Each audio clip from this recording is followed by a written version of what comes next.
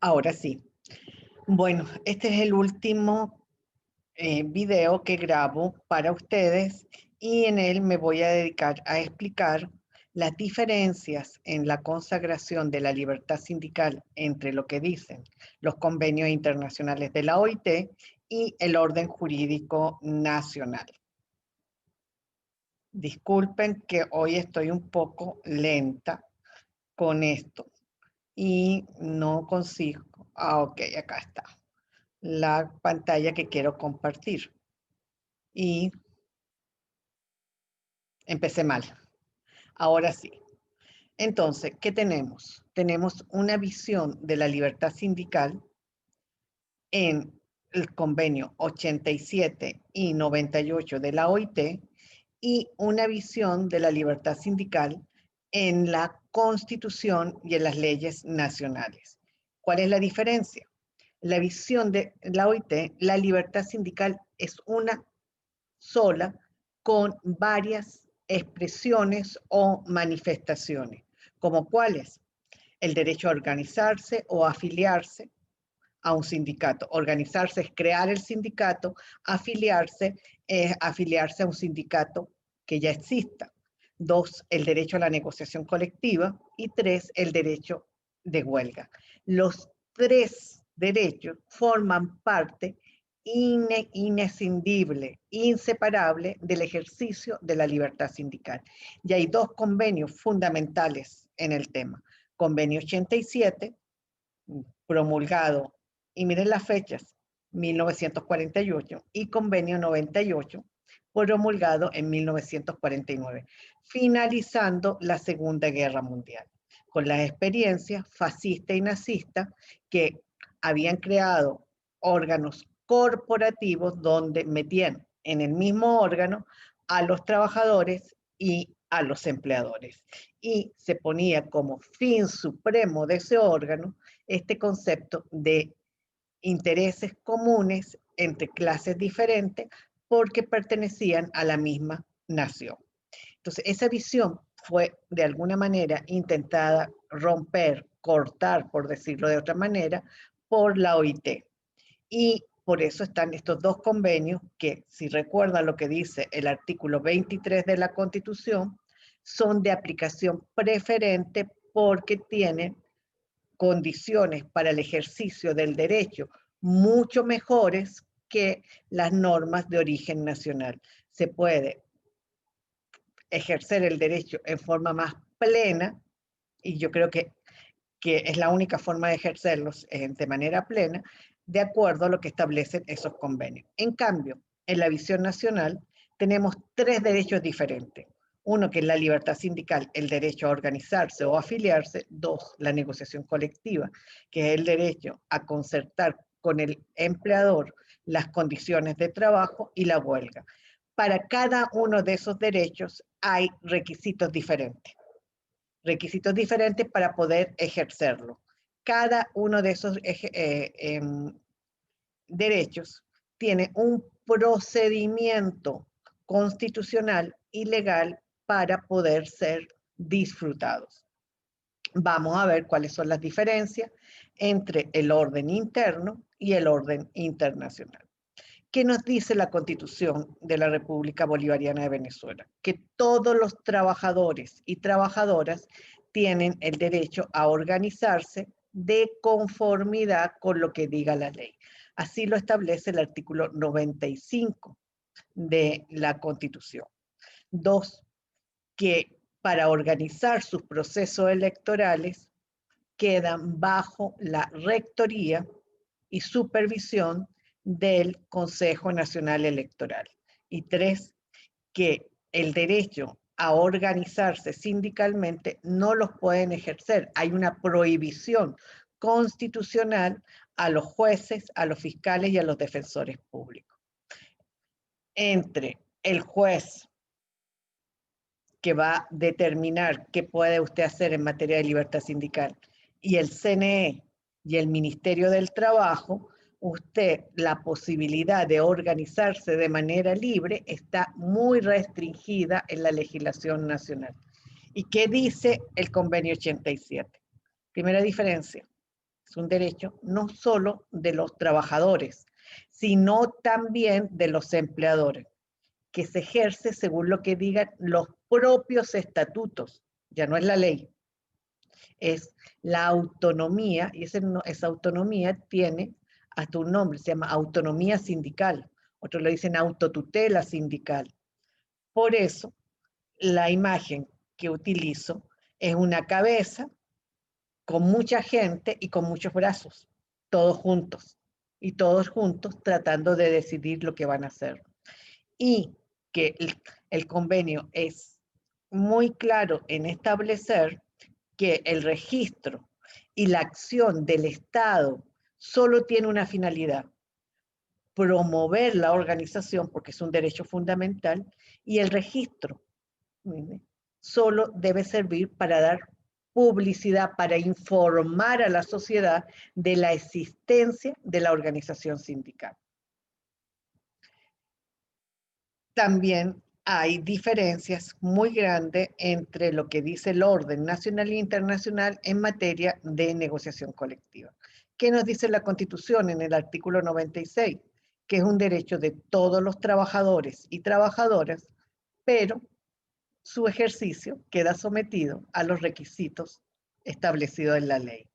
La Constitución establece, y eso es importante, una diferencia con otros países, por ejemplo con Chile.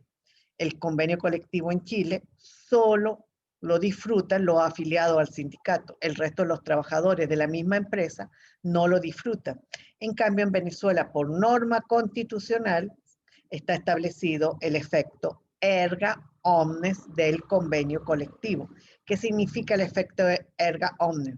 Yo no estoy afiliada al sindicato y el sindicato logra un convenio colectivo en mi centro de trabajo. Bueno, a mí se me aplica. Yo ingresé a esa empresa un año después de que se celebró ese convenio colectivo. A mí se me aplica.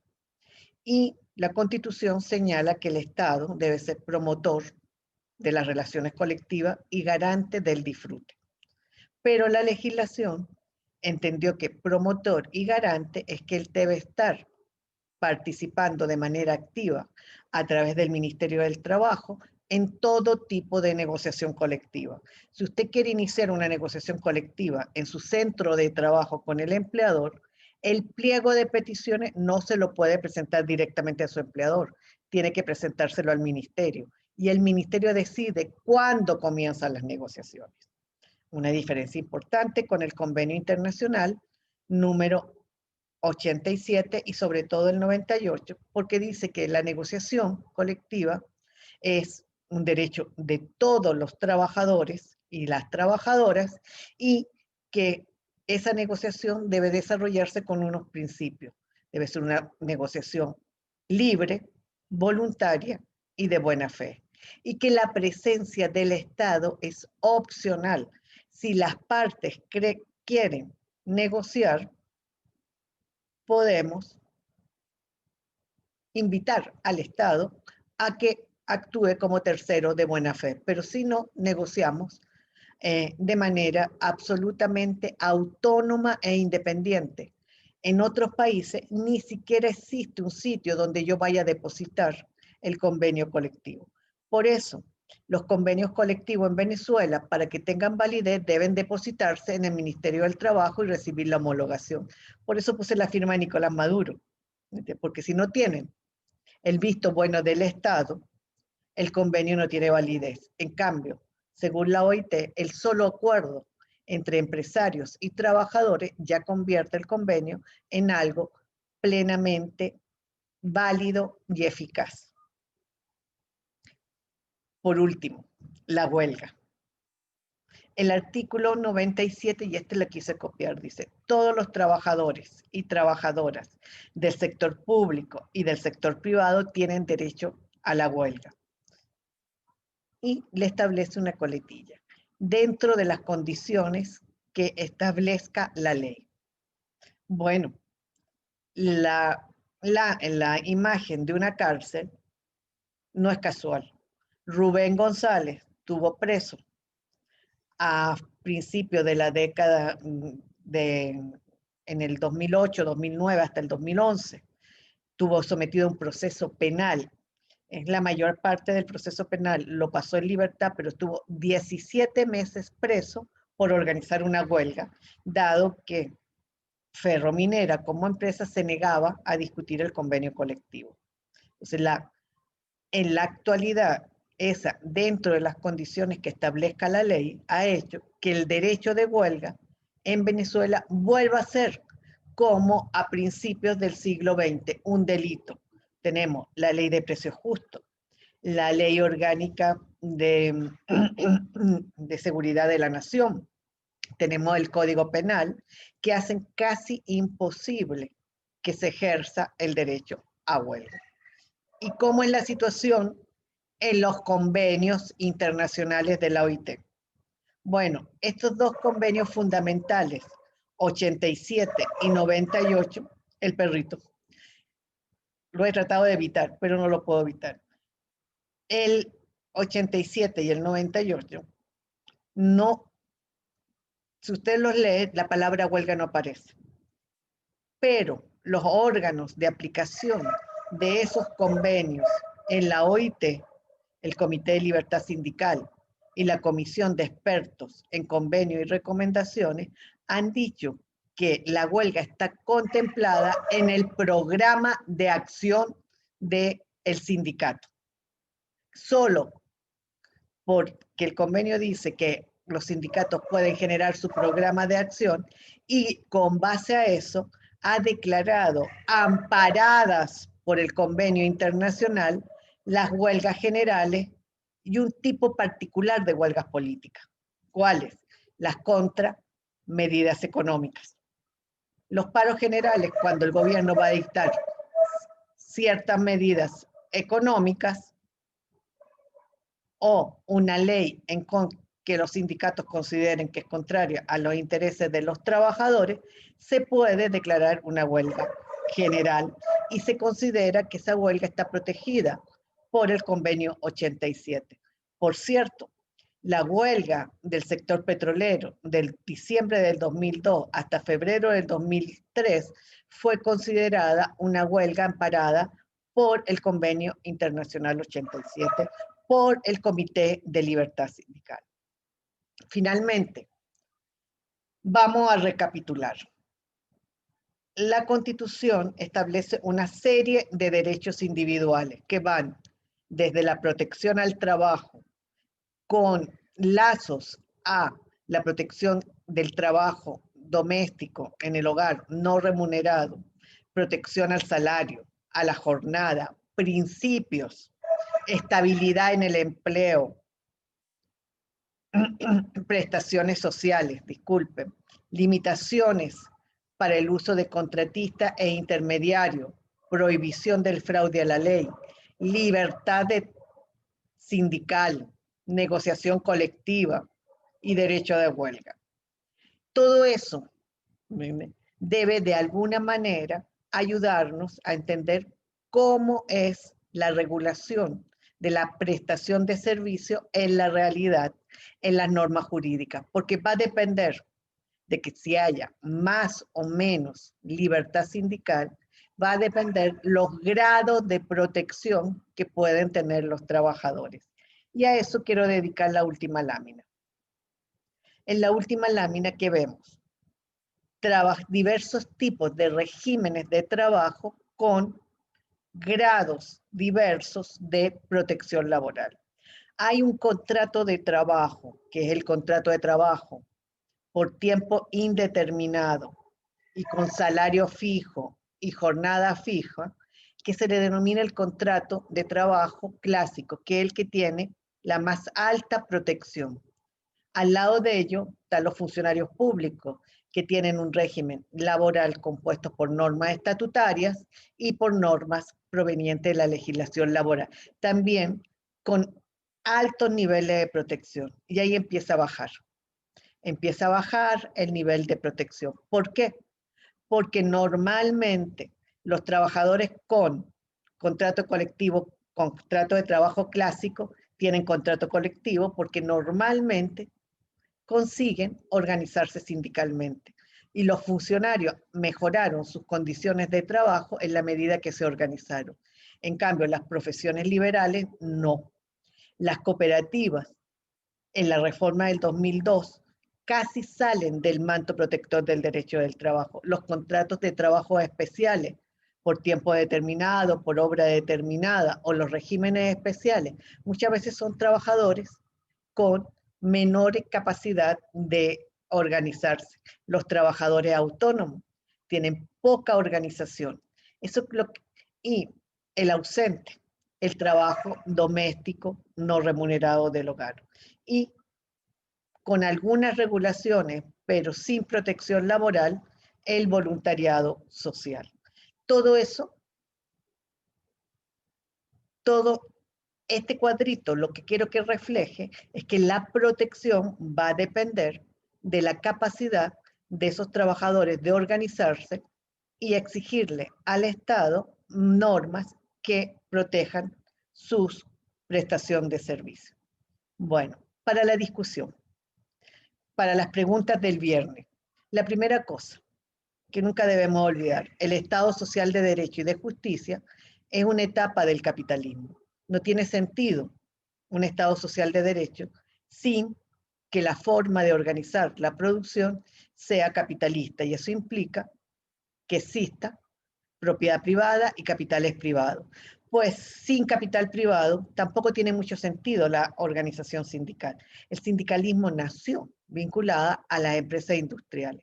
Dos, en un Estado social de derecho y de justicia, capital y trabajo, o sea, empresarios, patronos y trabajadores se hacen concesiones mutuas. Y la visión del Estado es como un tercero imparcial que trata de componer, de transformar el conflicto que existe entre el que presta servicio, el trabajador, y el que lo recibe, el empleador. Los derechos consagrados en la legislación van a depender de varias cosas. Uno, el grado de industrialización de ese país. En la medida que tenga más cantidad de empresas productivas, va a haber mayor posibilidad que esos trabajadores se organicen y consigan mejores derechos. A modo de anécdota, la Toyota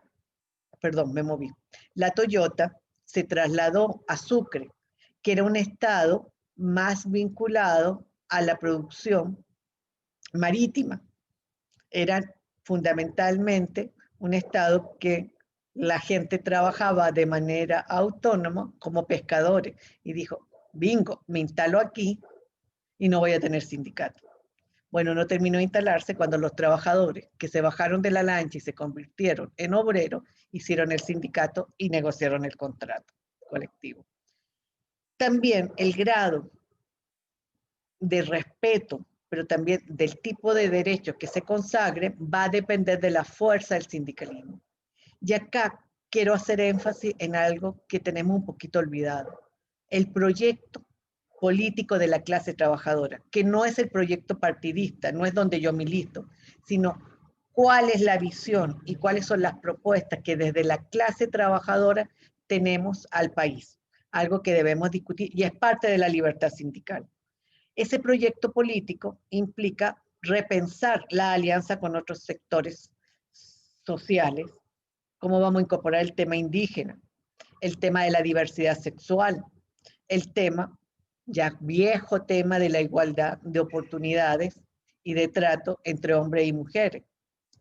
Entonces, todos esos son temas que deben estar en ese proyecto, que en un Estado social de derecho y de justicia debe ser canalizado a través de la Asamblea Nacional, a través de convenios colectivos por rama de actividad, de diversas maneras. Pero para que eso funcione se requieren cosas elementales. Volvemos a lo principio. No es posible pensar en el ejercicio de unos derechos si no hay otros derechos. Se requiere Estado de Derecho y democracia, porque siempre lo hemos dicho, sin libertad sindical no hay democracia. Entonces, con esto lo que quiero hacerles ver que el día de mañana tenemos que tener claro cuáles son nuestros posibles derechos. Ahora no sé cómo apagar esto. stop compartir. Se me olvidaba darle stop compartir y